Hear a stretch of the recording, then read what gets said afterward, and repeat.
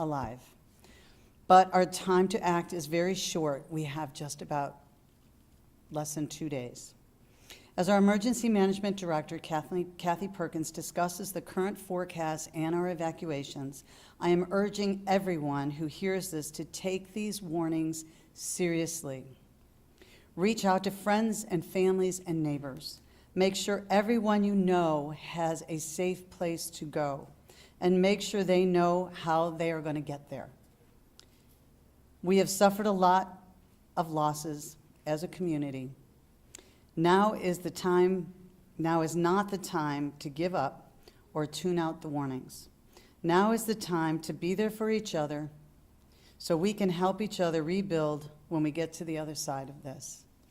Please, please, if there were no lessons learned through Hurricane Helene, I'm hoping that people are going to respect this storm and the warnings that we're going to give you, and be safe, move quickly, and take care of your family. And I love the kindness that has been shared in the community.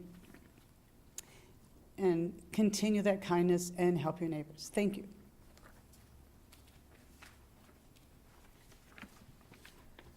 There's no other way to put this. Over the next few days, Tampa Bay is faced with the biggest hurricane it's had in more than 100 years. The last hurricane to make a direct hit was in 1921, and it brought up to 11 feet of storm surge. We've seen white pictures, but we're about to have the 3D reality.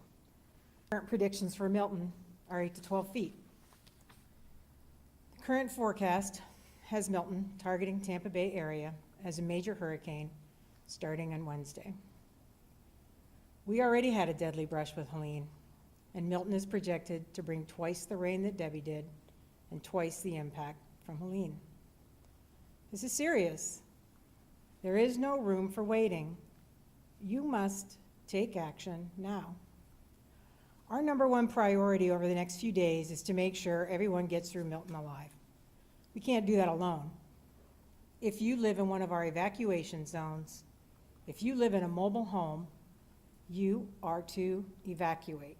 We call them a mandatory evacuation for our special needs communities, hospitals, long-term care facilities in zones A, B, and C, and effective immediately. We're extending that mandatory evacuation to everyone in zones A, B, and C, as well as all mobile home parks. If you had storm surge flooding in Helene, the National Hurricane Center is projecting you'll see much worse flooding, almost twice as much. Many of the folks in our A zone already know what horrible storm surge feels like. They're about to get twice that. And if any of you, over the last week since Helene hit, drove through the barrier islands and you saw that, you know how bad it can be. For the people that live in the B and the C zone, you didn't feel that last time. You will feel surge this time. Storm surge of 8 to 12 feet is serious. We saw 10 to 15 feet in Lee County for Hurricane Ian. We saw buildings wiped off of their foundations, slab on grade buildings. This is a very similar situation that could occur here. The first thing you need to do is to find out if you're in an evacuation zone. And you can check your zone at our website at disaster.pinellas.gov on evacuation zone lookup. You can also call our County Information Center at 727-464-4333. I really want to talk about mobile homes.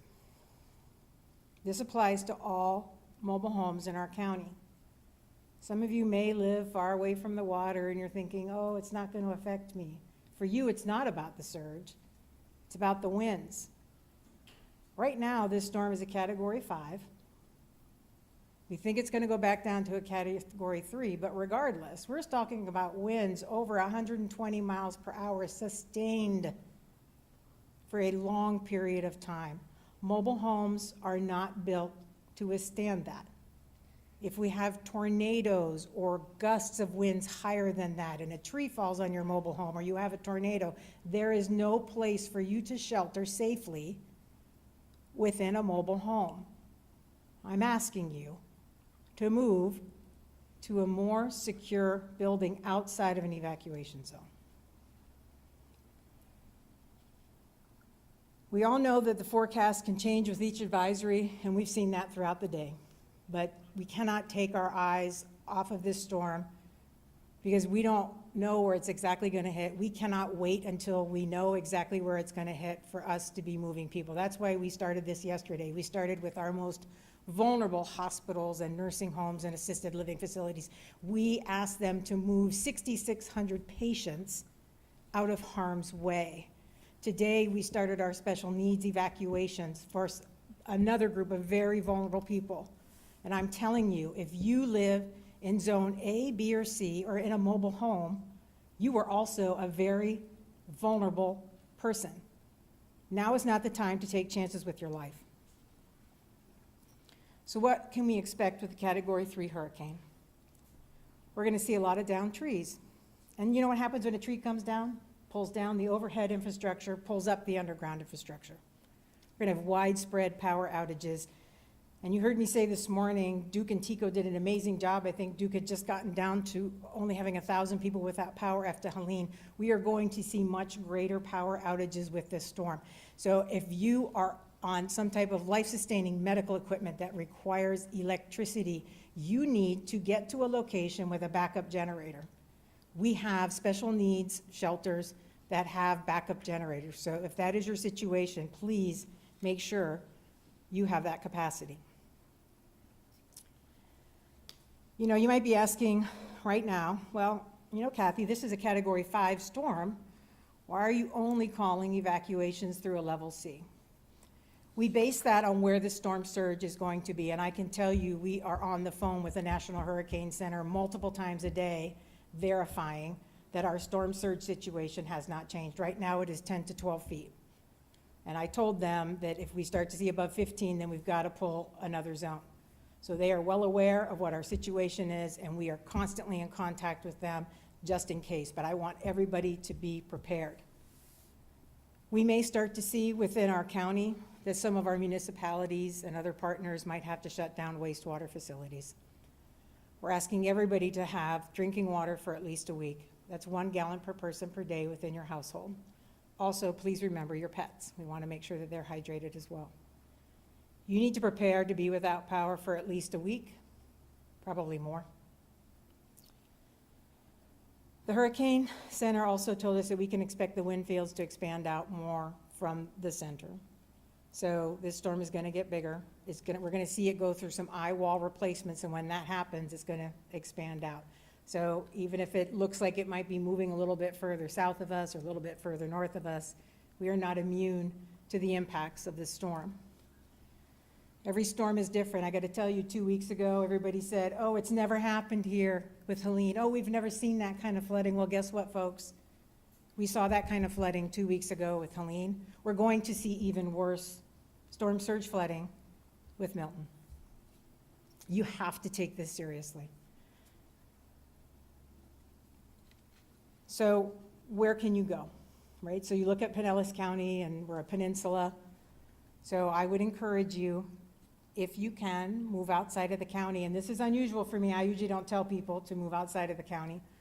But if you can move outside of the county, that is certainly an option for you. But you need to be prepared to be in traffic. Make sure that you have an end point, a destination to go to. I don't want you to just be on the roads and get stuck out there. You can also stay in county with family or friends outside of the evacuation zone, as long as they're in a sturdy building, right? Don't go into somebody else's mobile home just because it seems like it's outside of the A, B, or C zone, right? We also have the shelters, so please, these shelters are free. So if you have special needs, if you need someone to help you take medication or help you walk around, we have shelters for that. If you have a pet, we have shelters for that. Please do not stay home because you feel like you're a burden. I read some articles of people after Hurricane Helene said they didn't evacuate because they didn't want to be a burden on somebody. We are happy to come and get you, to come and help you, to put you in our shelters. We are happy to bring your pets into the shelters. It's going to be noisy. There's going to be cats crying and dogs barking, but come on in. We're going to have a dog and a cat party. We want you and your pets in there. Please do not stay at home because you feel like there's not a place for you and your fuzzy loved ones. I need everybody to be thinking about where they can go. If you need information on where evacuation centers are, you can call the County Information Center. So here are the sites that opened earlier today. We opened Largo High School, which is a pet-friendly. We opened Gibbs High School, which is pet-friendly. Palm Harbor University High School, which is also pet-friendly. We also use a building at Palm Harbor University for special needs. Dunedin Middle is a special needs shelter, as is Oak Grove Middle School. We are still, if you have special needs, if you need assistance, we are still taking those calls to the County Information Center at 727-464-4333. If you need a ride, we will do everything we can to get you picked up and moved to a shelter. But if we call you to make that arrangement, you cannot say no at this point in time. If we call you back and we say we are going to send people to come pick you up, you need to pick up the phone, you need to be ready, and you need to get on that bus. Same thing with the PSTA buses that we're running. If you see a bus coming by, you need to get on the bus and get out if you need that help. I also made a plea this morning to businesses. So if you own a business and you have a sturdy building that's outside of the evacuation zone, think about opening that up to your employees, bringing them in. Make sure that everybody is safe. We will assess how many shelters in the space that we have tonight. If we do need to open more, we will do so tomorrow morning. So we have plenty of space in the shelters. I don't want you to feel like you can't come. And some of you, you may need to go home. Maybe you worked all day, you've got to take care of some things tonight, you want to get your supplies and everything together. Go ahead and do that tonight. You've got tomorrow to be able to get into the shelters, right? So there'll be still capacity there for you. Please check on your neighbors, especially if you know that there's somebody that's elderly or they need assistance, especially people that are homebound, that have home health coming in, have home health care, or maybe they get Meals on Wheels. Check on them, take care of them, bring them into your home, right? Let's all take care of each other right now. For more information on how to prepare your home or the things that you need to have in your kit, go to disaster.pinellas.gov. And I want to say, you know what, if you haven't done any prep and you don't have anything, I don't care, just come into the shelter, right? We'll take care of you. We got food, we got water there. So I don't want you to feel like because you don't have everything, you can't come in. I don't want you to stay at home because you don't feel like you have everything that you need. And even if you forget your medication, we'll figure it out, right? We're gonna help you. So just make sure that you get outside of those evacuation zones. And I get that this is overwhelming, right? Feels like a lot of information, so I just take a deep breath, right? We're not gonna panic, right? So just 3 things I wanna leave you with. If you're in an evacuation zone, leave before the winds get here on Wednesday morning. You can sign up for emergency alerts, check your evacuation zone, and get information on our shelters at disaster.pinellas.gov. And if you're confused or you don't know what to do, please, please call our County Information Center. We have amazing people up there who will help walk you through this process, right? They'll let you know where the buses are, where the shelters are, and what you need to do to get out of harm's way.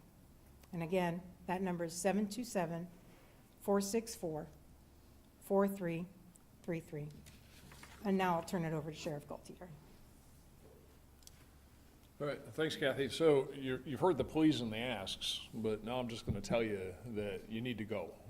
If you live in evacuation zone A, B, or C, make the necessary arrangements, and you just need to leave. And as Kathy said, we talked about during the last storm that you didn't have to leave the county, but for this one, really strongly suggest that people do leave the county. So from a logistics perspective, here's how it's going to work. Is the mandatory evacuation order is in effect right now for, again, A, B, and C, which is over 500,000 people. More than half the county are required to evacuate. And so at 7 p.m. tonight, all of the bridges accessing the barrier islands, and that is everything from Dunedin Causeway down to the Pinellas Bayway, will shut down, except for residents, business owners, and employees that have a barrier island reentry permit or have some other sufficient indicia that they live there or own a business there or are an employee there. And when we talk about the business owners and the employees, I want to be clear about this. This is not to operate the business. This isn't for bars and restaurants to be open. This isn't for people to engage in their businesses. This is for them to protect their businesses. So if you need to go out there, it's because you need to secure the business or you need to do some cleanup from the last storm, and it's to prepare the business so that you can get out and evacuate as is required. So a couple of other categories of people that we will allow on the beaches after 7 o'clock tonight, besides the residents, the business owners, and the employees, are rideshare operators, Uber, Lyft, et cetera. We didn't allow that during the reentry phase of the last storm. We will allow it now because some people are going to be calling for rideshares to get off the beaches. So we will allow them out there to pick people up to get them off. It makes sense. We also allow the debris operators to run out there because the more debris that we can get off the beach from the last storm, the less impact there's going to be after this one passes. So to recap, 7 o'clock tonight, all of the barrier island access points, so whether it's Tom Stewart Causeway, Dunedin Causeway, Pinellas Bayway, Corey Causeway, anything that's getting out to the barrier islands from Dunedin all the way down to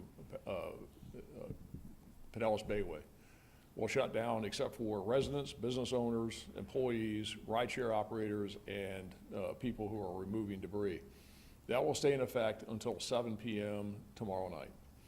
At 7 p.m. tomorrow night, based upon the arrival predictions of the storm, at 7 p.m. tomorrow night, all access for everyone will shut down to the barrier islands. It doesn't matter if you're a resident, a business owner, or what you are. We want to see 0 people on the barrier islands by 7 p.m. tomorrow night.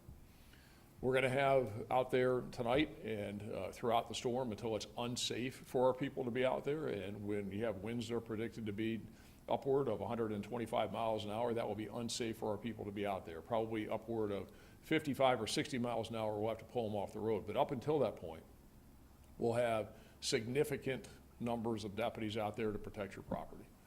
We have had out there at night, as we talked about before, since the last storm, about 80 deputies up and down the beach with our lights on in the neighborhoods, protecting the property, and it's worked. So we're going to do the same thing until it's unsafe to be out there.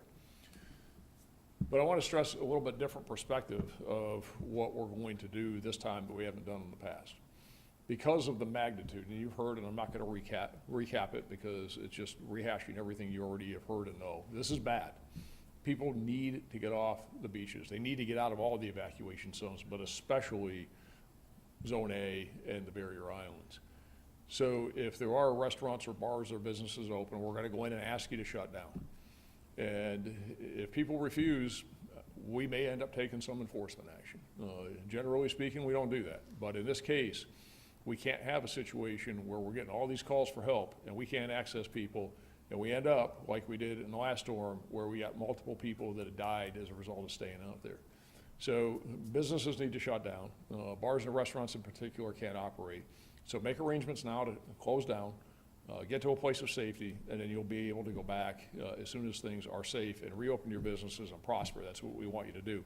But we are going to be more assertive than we have in the past in getting people off the beaches in this mandatory evacuation. So another thing I want to just mention at this point, so people are prepared, because we are asking people where they can to leave the county, is that depending upon the magnitude of the storm and the power outages and the amount of debris, is that you could have significant impassability of the roadways like US 19, Alberton Road, Park Boulevard, Tampa Road, all these main corridors that are north, south, and east and west throughout the county.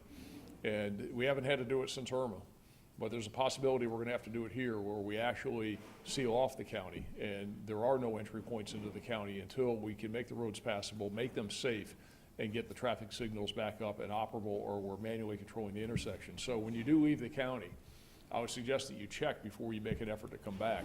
because you may not be able to get in for a period of time if we have to do that. So I just want to make everybody aware of that. So again, 7 o'clock tonight, people who belong out there, 7 o'clock tomorrow night, nobody on the barrier islands. They'll be shut down until it's safe to go back out there, and be prepared for the long haul on this one.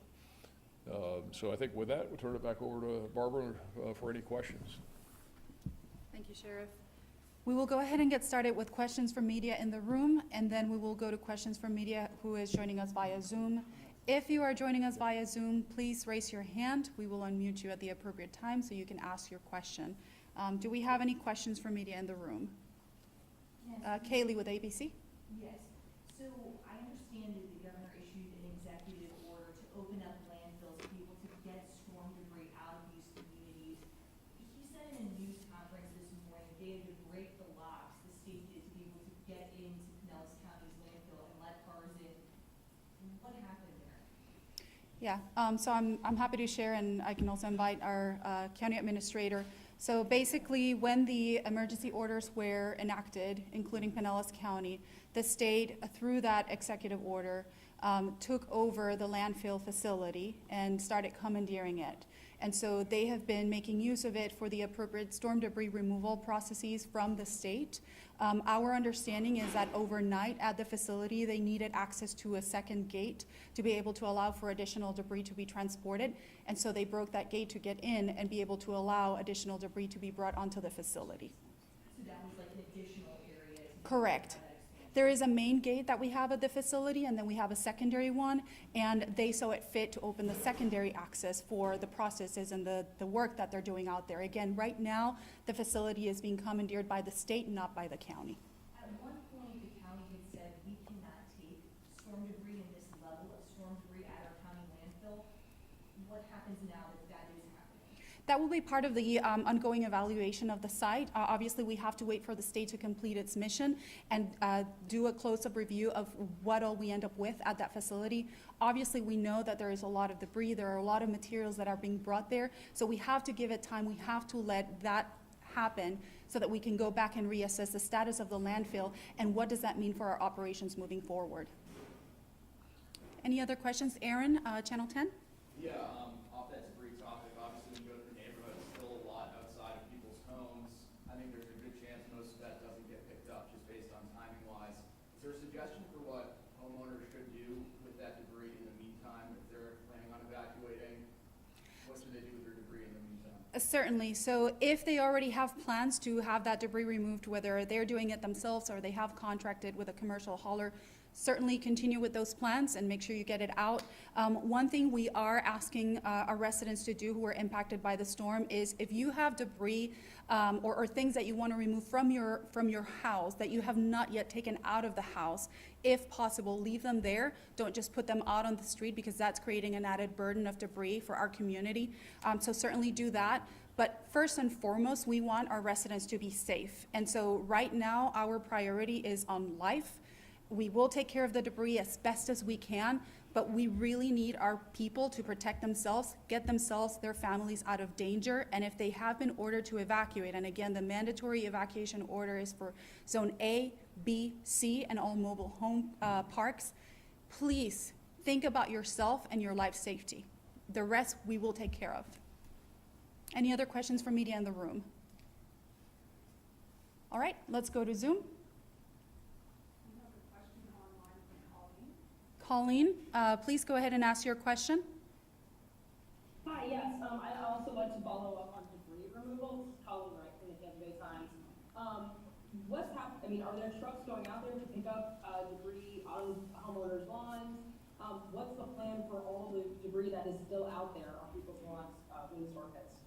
Yes, Colleen, as I stated previously, operations are ongoing right now while we have the time and while conditions have not worsened due to Hurricane Milton. Those operations will continue until it is unsafe.